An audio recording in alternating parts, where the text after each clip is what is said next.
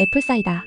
만병통치약일까 아니면 과장된 건강 트렌드일까? 애플사이다가 다이어트, 혈당 조절, 소화 개선에 좋다는 말 많이 들어보셨을 겁니다. 그런데 이게 과학적으로도 증명된 사실일까요? 아니면 단순한 유행일까요? 오늘 애플사이다 식초의 진짜 효과와 한계를 냉정하게 짚어보겠습니다. 1. 체중 감량 효과 정말 있을까? 몇몇 연구에서는 이 식품이 체중 감량에 도움이 될 수 있다고 합니다. 예를 들어 2024년 연구에서는 저칼로리 식단과 함께 애플사이다 식초를 섭취한 참가자들이 체중과 체지방이 감소했다고 보고했습니다. 하지만 여기서 중요한 점은 애플사이다 식초만으로 살이 빠지는 것이 아니라 식단 조절과 함께 했을 때 효과가 있었다는 것입니다. 다시 말해 생활 습관을 바꾸지 않고 애플사이다 식초만 마신다고 살이 빠질 거란 기대는 버리는 게 좋습니다. 그리고 애플사이다 식초가 식욕을 일부 억제할 수 있다는 연구도 있지만 그 효과는 미미한 수준입니다. 오히려 균형 잡힌 식사를 통해 자연스럽게 포만감을 유지하는 것이 더 효과적입니다. 2. 혈당 조절 효과 신뢰할 만할까? 애플사이다 식초의 주성분인 아세트산은 탄수화물이 체내에서 흡수되는 속도를 늦춰 식사 후 혈당 상승을 완화할 수 있습니다. 실제로 제2형 당뇨 환자를 대상으로 한 연구에서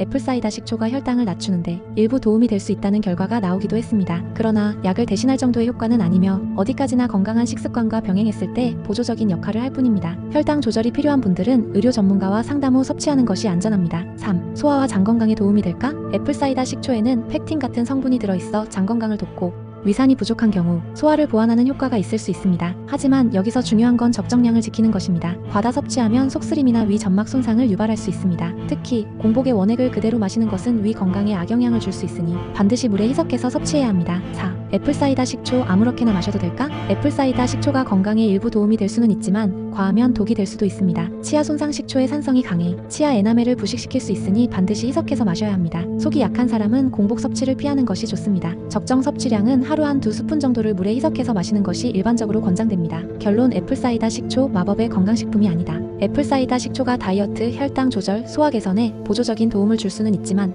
이것만으로 건강을 완전히 바꿀 수는 없습니다. 결국 균형 잡힌 식습관과 꾸준한 운동이 가장 확실한 건강관리법이라는 사실을 잊지 말아야 합니다. 애플사이다 식초는 보조제일 뿐 해결책이 아니라는 점을 명심하세요. 건강을 지키는 길은 특별한 비법이 아니라 가장 기본적인 습관에서 시작된다는 것 우리 모두 잘 알고 있죠? 도움이 되셨다면 구독과 좋아요 부탁드려요.